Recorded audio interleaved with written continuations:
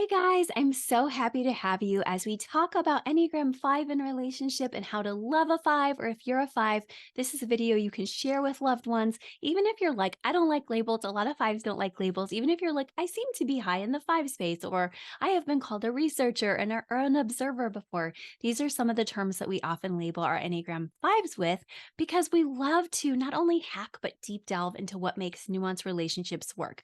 And I think that's an idea 5s can get their minds around because even though they might not want to be limited with just this one language, which I don't think any of us do, it's helpful to have a nuanced idea of how we can move healthily together in relationships. So if you're a spouse or partner of a 5, know that your 5 loves you very much, but they have a limited amount of energy each day that they bring. So they might not be able to love you in the ways that you expect or always hope for or dream of.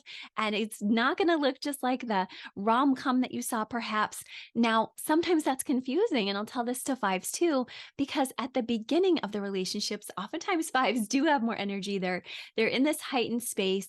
They're raging with love, I like to say, and they are just obsessing. And so it's hard when a 5 says, like, I want to obsess, but I'm going to do that in a withdrawn way. And you're not going to see it very much because I'm low energy. And sometimes that way is hard to find. But what we know about marriage is that narrative really matters. So, spouses and partners of 5s, make sure you incorporate this narrative of truth that your 5 is watching out for you, but a bit like Batman from the Batcave. Or if it's a female 5, you can use whatever analogy you like. But metaphor is a very powerful gift to our marriages and our spouses because it is a way that we can nuance our relationship, not have tunnel vision on what he or she is doing on either side, but really say we have a special and unique love.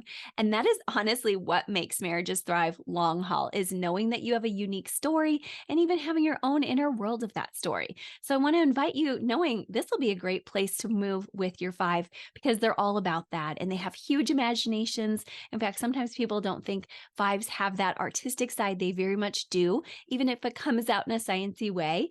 And they also really love to go to the depths, and they don't always love small talk. So they do get it that you guys can process things out together, but they're going to be logical because they have found over time, like many stoic types of people, that sometimes being overly emotional can get you into trouble. And they've had that experience usually as well. And so they're like, with my limited energy, with what I know about the world and the ways it can be unsafe, understand that I love you with security measures and that I'm consistent and stable as much as I can be in my energy. And 5s, make sure you really do show up for your partner.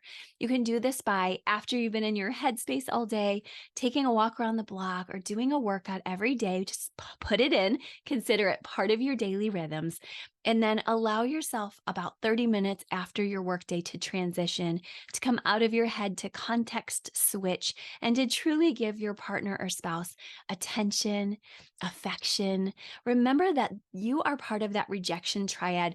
And this goes into deeper dive that we'll talk about in a minute. But when I say that, I mean sometimes 5s can feel very inadequate, and they can feel like I need to hold back and hoard my love, my information, my resourcing, and not give it out, because they're trying to protect, honestly, the love.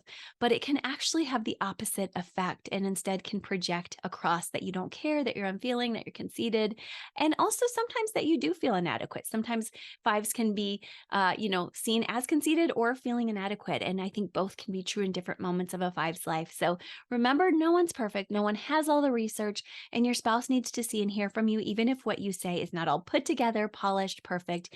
You probably do have more information than most of us out there, but that's okay if you don't too, because 5s are wonderful at just having fun, kicking back. They honestly do have strong opinions, so expect that if you're a spouse of a 5, you know this, but they also want to share in safety. And so if you're raging out there, they're going to be like, I'm taking a step back because that doesn't feel safe or logical.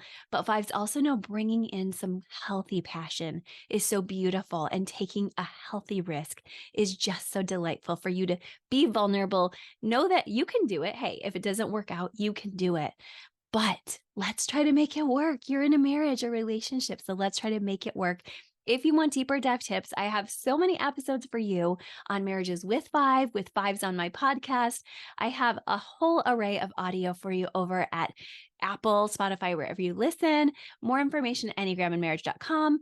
Fives don't like to spend a lot of money typically. There's lots of freebies. Also, my book is coming out where it's very consolidated information you can grab out of Amazon or wherever you buy books.